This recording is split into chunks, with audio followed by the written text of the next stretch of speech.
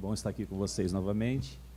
A Gislene, ela já falou sobre o visto EB2, NW, hoje ela vai falar um pouquinho sobre o EB1, mas antes disso eu queria que a Gislene se apresentasse, falasse um pouquinho de quem é, da sua trajetória, o que você faz, para que todos te conheçam. Bom dia novamente. Então, eu sou Gislene, diretora operacional da Explore Immigration Law Firm. Vivo nos Estados Unidos há 8 anos, desde então trabalho na área de imigração. E antes de ir para os Estados Unidos, eu trabalhei por 20 anos no consulado americano, em São Paulo, para o governo americano, onde eu adquiri grande parte da minha experiência e do meu conhecimento. Bacana. Mais de 20 anos. Mais de 20 anos agora trabalhando nessa área. Que legal. Parabéns. Você falou sobre a estrutura do EB2, que é uma linha de visto, né? E hoje você vai falar sobre o EB1. Fala um pouquinho sobre eles, só que para que todos entendam o que é o EB2 e o que é o EB1, quais são as diferenças. Explica um pouquinho para nós, por gentileza.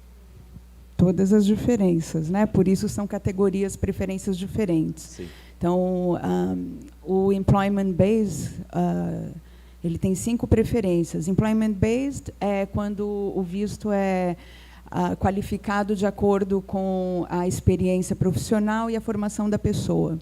Então, existem 5 preferências. A primeira, que a gente vai falar hoje, ela é destinada a profissionais com habilidades extraordinárias. Não se assustem com a nomenclatura, porque o governo americano dá muito valor a profissionais estrangeiros, né, imigrantes. Que nós falamos ontem, EB2 é destinada a profissionais com habilidades excepcionais. Os critérios são totalmente diferentes, obviamente, né, para eles poderem aproveitar cada profissional na sua área. Perfeito. E para esse visto EB1, que resulta no Green Card, né, quais seriam os critérios? Sim, o Green Card vindo do EB1, são 10 critérios, dos quais a pessoa precisa se qualificar pelo menos para 3. Existe um único critério, que eles chamam de Life Achievement, que é alguma coisa que a pessoa conseguiu de muito importante, como uma medalha olímpica, um prêmio Oscar, e outros prêmios que são muito significativos. Se uma pessoa tem isso, ele já se qualifica imediatamente, não precisa cumprir os outros critérios. Na nossa empresa, a gente tem algumas pessoas com esse tipo de premiação. Nós temos um atleta olímpico do vôlei, nós temos um jogador de futebol também. Esse eu posso dar o nome porque ele é nosso parceiro e ele faz propaganda para a gente, que, para quem conhece bem futebol, como eu, conheço mesmo. Ele é o Gonçalves, o jogador zagueiro do Botafogo. Ele participou da Copa de 1998, onde o Brasil foi vice-campeão. Então, com essa medalha, ele conseguiu. Mas, além disso, a pessoa não precisa ser somente, né, um atleta olímpico, um atleta de seleção. Alguns dos critérios que pode se qualificar para esse visto é um prêmio, uma premiação a nível nacional e internacional na sua área de atuação, papel crítico dentro da sua área de atuação, artigos escritos, artigos científicos ou não, ter sido exposto, né, ter exposição em mídia, ter uma remuneração que denota, né, a extraordinariedade do profissional e ser associado a alguma entidade em que a pessoa é convidada a ser membro.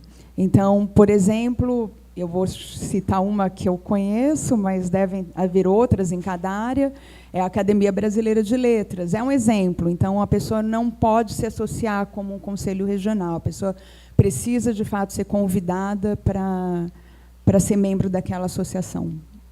Perfeito. Eu vou aqui te fazer uma pergunta, porque surgiu a dúvida de uma pessoa no outro evento sobre sponsor. Então, sobre esse visto também. O EB1 não existe sponsor, em nenhuma hipótese. Sim. O EB1, a pessoa não existe sponsor. O EB1A, principalmente, não existe. A gente vai abrir para... Oi? Ah, desculpa, é um contratante. É um contratante, é uma empresa contratante. O EB1 não existe isso. O EB1 é um visto que qualquer pessoa que tenha, no mínimo, 3 critérios dos 10 pode se candidatar. Então, não há necessidade, nenhuma hipótese de um contratante, de um sponsor. Perfeito. E esse visto também se estende para toda a família? Todos os vistos, independente de ser imigrante ou não imigrante, se estende sempre para cônjuge, filhos menores de 21 anos, qualquer tipo de visto. A não ser o visto de turista, que é individual, é o único que é individual, mas normalmente, quando a família está junto, né, eles ou aprovam ou eles negam. Mas qualquer outro tipo de visto de trabalho, de estudante, qualquer green card se estende. Perfeito. Estamos num ambiente de empreendedorismo, então nós estamos lidando com pessoas que empreendem, pessoas que têm ativos aqui no Brasil e estão querendo emigrar. Para essa pessoa que quer emigrar, ela pode entrar e sair livremente, pode ter esse fluxo, porque algumas pessoas, eu me lembro que na palestra anterior, parece que em João Pessoa você mencionou isso, é um green card, não uma prisão, porque as pessoas acham que vão ficar limitados no país, entrei, tenho green card, não posso sair agora. Explica um pouquinho, tem um tempo mínimo de residir, como funciona? O green card é residência legal permanente nos Estados Unidos. Então, a pessoa é livre para morar, para construir sua vida, para os filhos entrarem em escolas, universidades. Não existe um tempo mínimo que a pessoa tenha que ficar em território americano. Porém, não se pode ficar fora dos Estados Unidos por mais de um ano, porque caracteriza abandono de residência. Então, é só esse cuidado. Mas a pessoa recebendo visto aqui no Consulado do Rio de Janeiro, a pessoa entrando nos Estados Unidos, a pessoa, a partir do dia 1, já é livre para sair e entrar dos Estados Unidos. Ah, perfeito. Você mencionou o Consulado do Rio de Janeiro, e por ser um evento hoje, não no Sudeste, né, estamos hoje no Nordeste, a pessoa às vezes tem essa dúvida. Por que seria o Consulado do Rio de Janeiro? É o único que emite esse tipo de visto. Perfeito. Tempo do processo. Até por questão de planejamento, qual seria o tempo médio para esse processo? É um processo demorado, rápido? Tem como ser mais rápido? Explica um pouquinho sobre esses trâmites. É um processo dividido em 2 etapas. Então, a primeira etapa se peticiona, né, o direito ou a concessão de residir nos Estados Unidos. E essa primeira etapa pode demorar aproximadamente de 10 a 12 meses. Porém, para o EB1 existe uma facilidade que o governo oferece, mediante o pagamento de uma taxa adicional de $2.500 hoje.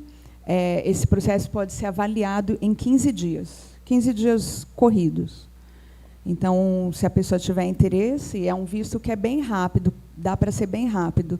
Essa é a primeira etapa, né? Então, sendo ali aprovado, aí o USCIS, que é a imigração americana, transfere o processo para o consulado, e o consulado hoje está levando, em média, 6 meses para poder emitir um visto desse, para fazer todo o processamento de emissão.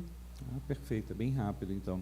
E quanto tempo a pessoa tem para se planejar e estar em solo americano? Porque envolve família, envolve projeto de vida. Então, essa mudança geográfica aí tem todo um planejamento por trás. Quanto tempo a pessoa teria para esse planejamento?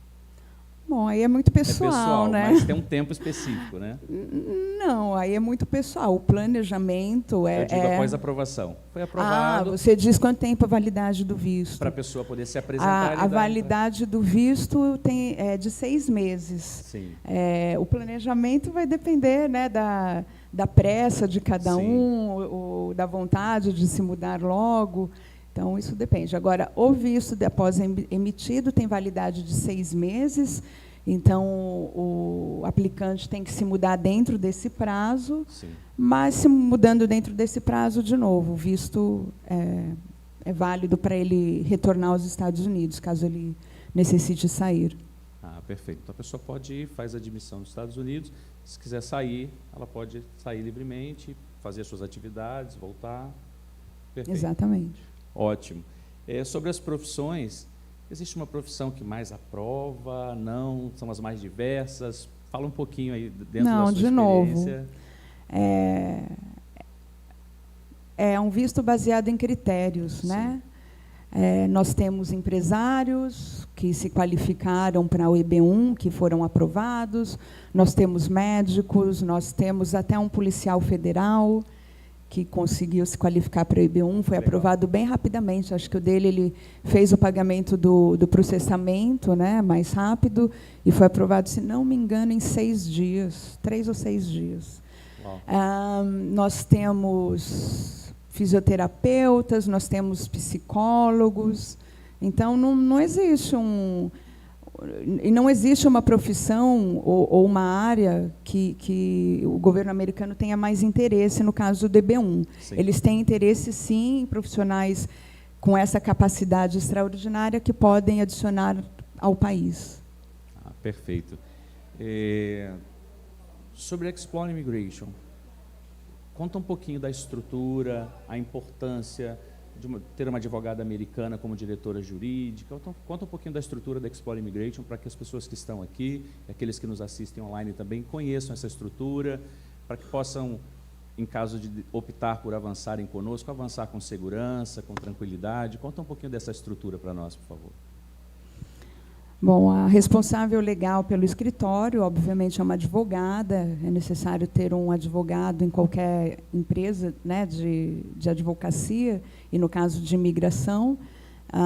O nome dela é Lili Escobar. Ela é advogada, ela tem licença, né, no Texas e em Washington. E a estrutura da empresa é bem grande hoje. Nós temos uma pessoa dedicada ao processo, que orienta o cliente, e muitos documentos, como cartas de suporte, plano de profissionais, são feitos dentro da empresa mesmo.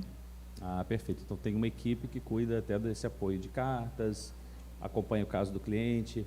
Correto. Sem ser uma esteira de produção, é caso a caso, assim, bem cuidando caso a caso. Qualquer processo de imigração é caso a caso. Cada pessoa tem sua história, Sim. seus documentos próprios, cada pessoa tem as suas dificuldades, suas facilidades. Então, é impossível tratar como uma produção, né? Uma linha de produção. Sim, porque vai ter suas peculiaridades dentro do que cada um conquistou.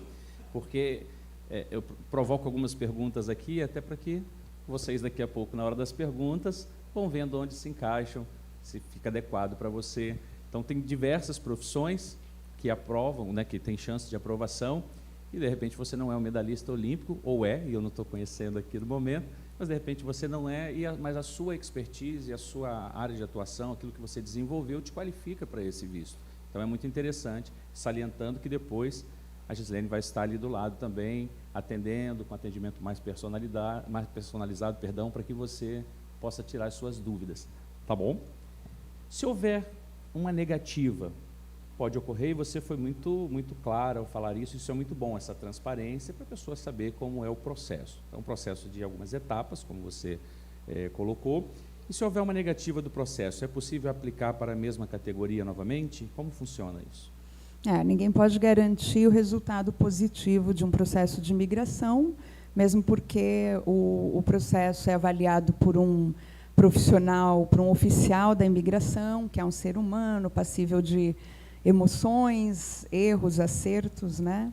Então, quando o processo é enviado, a resposta, vamos supor que a pessoa aplicou para um processo mais rápido, né, para o Premium Process, e o processo tem uma resposta em até 15 dias, normalmente essa primeira resposta ou é positiva, já é aprovação, ou é o pedido de mais evidências. Sim. Tendo o pedido de mais evidências, nós temos 60 dias para responder. Sendo respondido, o USCIS tem 15 dias para também devolver a resposta. Sim. Pode vir uma aprovação, pode vir uma negativa. Vindo uma negativa, é possível apelar. 30 dias para enviar a apelação. Sendo negado definitivamente, então nós vamos estudar para ver se a gente pode continuar como EB1, não tem problema, ou se de repente a pessoa é um EB2 mais forte. Então, aí a gente pode estudar mediante a negativa, porque o oficial dá toda a explicação do motivo da negativa. Quando é aprovado, não fala quais critérios foram aprovados, foi aprovado. Mas a negativa e a RFE, é obrigado a dar uma explicação por que ele está pedindo, quais documentos ele está pedindo, ou por que foram negados. E o EB1 é bem interessante, como ele realmente são critérios objetivos, diferente do EB2, que é um pouco mais subjetivo. O EB1, eles avaliam critério por critério. Então, eles ali citam os documentos, por que eles aceitaram e por que eles não aceitaram. Sim. Então, dá para ver os critérios numa RFE que foram aprovados ou que foram negados. Então, o EB1 é um pouquinho mais objetivo nesse ponto. Perfeito, ótimo. E, por ser um green card, o prazo de validade, você já havia mencionado, mas você pode repetir? Talvez alguém não ouviu ainda sobre o prazo, talvez alguém esteja assistindo online nesse momento e queira saber, tenha essa dúvida. Como funciona esse tempo de validade do green card? Prazo de validade de um cartão, né, do green card, são de 10 anos, renováveis, desde que a pessoa caracterize residência nos Estados Unidos, então não há problema. É como renovar uma carteira de motorista, um passaporte. É a burocracia de preencher um formulário, pagar uma taxa e renovar. Porém, após 5 anos de residência, a pessoa querendo, ela pode aplicar para a cidadania americana, para a naturalização, e então receber um passaporte americano. Perfeito. Clarinha já chegou aqui na frente, já nos olhou com as perguntas. Com um olhar pouco intimidador. Tipo, olha, vamos para as perguntas. Como ela gosta de perguntar, Clarinha, se quiser, fica à vontade também. Nós vamos abrir para as perguntas agora. Estou esclarecida. Já sabe mais que eu, a Clara. Está vendo? Clarinha já está voando aí nos EBs. Gente. Por gentileza, perguntas, fique à vontade. Bom dia, tudo bem? Meu nome é Daniel. Eu não estava aqui presente ontem, então não sei se você falou sobre, mas como é que funciona o visto para investidor? A partir de qual valor? Ele tem algum prazo feito esse de 15 dias? Como é que funciona ele na prática? Existem, pelo menos, os mais comuns são 2 tipos, né? Para pessoas que fazem parte do tratado de investidor, o Brasil não faz. Então, tem alguns países na Europa, na América do Sul, América Central que fazem, na Ásia também, que fazem parte. Para esse visto não existe um mínimo de investimento, né? Vai depender mesmo do plano de negócio. Se a pessoa tem uma cidadania que não faz parte desse tratado, como é o Brasil, hoje o mínimo são $800 mil. Você tem que comprovar um pouco mais, mas o investimento em si são $800 mil o mínimo. Certo, obrigado. Obrigado pela participação, Daniel. Fiquem à vontade, não se sintam acanhados, podem perguntar, por favor. O casal exportador de filhos. Olha só. Eu tenho uma pergunta para saber a diferença em termos de tributação de green card e cidadania. Nenhum. É a mesma. A Carol ainda não conversou hoje, né? Aqui, ela não veio. Vocês podem perguntar, mas não existe diferença de tributação entre green card e cidadania. Mesmo que a pessoa renuncie o green card, ela ainda tem um período que ela tem que fazer a declaração americana. A Carol Larson vai estar aqui daqui a pouco, ela pode falar com mais propriedade que eu, mas não existe diferença nos deveres, né? Alguns direitos o green card holder, né, a pessoa portadora de green card, não tem como americano, mas os deveres são bem parecidos. Perfeito, obrigado pela participação. Mais alguém, por favor? Isso. Bom dia, eu sou Bruno. Bom dia, Bruno. Veja só, a gente escuta muito que quem vai tirar visto, né, e o green card, que, por exemplo, Recife é mais difícil, o Brasil é mais difícil, e sai para Portugal, às vezes, para tirar. Já escutei muito isso aqui. Né? existe essa questão? Não existe. Mesmo porque os oficiais consulares, eles ficam num prazo de 2 a 3 anos em cada país. Então, o mesmo que estava aqui em Recife hoje, pode estar amanhã em Portugal. E não existe essa diferença de ser mais fácil aqui ou em São Paulo. O que a pessoa, o aplicante, tem que comprovar mesmo é que tem fortes vínculos com o país de origem. É o mínimo. Porque realmente foi uma realidade. Assim, o pessoal que trabalhou comigo, trabalhei na África um tempo, e o pessoal saía de lá para Portugal e disse, não, aqui é mais fácil, tira aqui. Eu já escutei pessoas também de Salvador. Pode ser mais rápido, mas não mais fácil. Pode ser mais rápido porque tem menos solicitantes lá do que aqui. Aqui todos, ou a maioria, tem que solicitar um visto, enquanto em Portugal eles conseguem usar o ESTA, né, que é aquele outro tipo de visto que pode pedir online, mas não é facilidade, pode ser um pouco mais ágil por esse motivo. Ok, obrigado. Obrigada. Perguntas? Bom dia. Bom dia, Meu nome é Thiago. Thiago, a gente até conversou ontem. Sim, tudo bem, Thiago? Tudo bem. A minha dúvida é a seguinte, eu tenho 2 amigos em específico que já foram para os Estados Unidos, já faz mais de 7 anos, e simplesmente eles chegaram assim e falaram, cansei do Brasil, vou buscar uma vida melhor nos Estados Unidos, e foram. Né? E eles não tiveram nenhum planejamento prévio, eles só foram, e estão até hoje. Hoje, conversei com ele recentemente, e ele me informou que ele já está em um processo para adquirir o Green Card, né? Aí a minha dúvida é a seguinte, hoje em dia, ainda é possível fazer o que era feito há anos atrás, de você talvez buscar, cansou do local que você está, buscar uma melhora, e você vai, às vezes sem o planejamento, busca o planejamento já estando lá, mas ainda é possível você estando lá, você conseguir trilhar um caminho para que você consiga chegar na possível imigração? Depende do profissional, não é o caminho mais indicado, é o caminho mais sofrido, é o caminho mais difícil, é o caminho mais desafiador, porque você não tem a certeza do que pode acontecer. Você está ali no país, pode ser forte o que eu vou falar, mas você está fora da lei, você é considerado, a pessoa é considerada assim, e vai ser forte de novo o que eu vou falar, mas é um criminoso, porque ele está fora da lei. Eles são mais, né, eles falam que é uma pessoa sem status, mas a pessoa não tem direito nenhum, a pessoa não tem garantia nenhuma, não tem segurança nenhuma, a pessoa pode ser deportada a qualquer momento, e sendo deportada a pessoa perde tudo que tem lá, não pode voltar para fechar conta em banco, alimentar o cachorro que deixou em casa, fechar a porta da casa.